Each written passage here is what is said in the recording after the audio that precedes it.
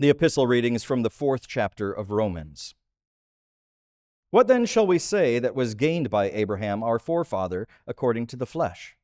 For if Abraham was justified by works, he has something to boast about, but not before God. For what does the Scripture say? Abraham believed, and it was counted to him as righteousness. Now to the one who works, his wages are not counted as a gift, but as his due.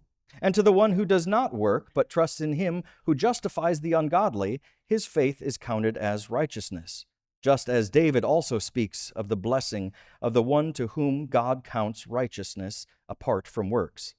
Blessed are those whose lawless deeds are forgiven, and whose sins are covered. Blessed is the man against whom the Lord will not count his sin. For the promise to Abraham and his offspring that he would be heir of the world did not come through the law, but through the righteousness of faith.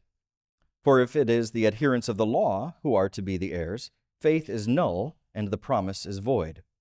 For the law brings wrath, but where there is no law, there is no transgression.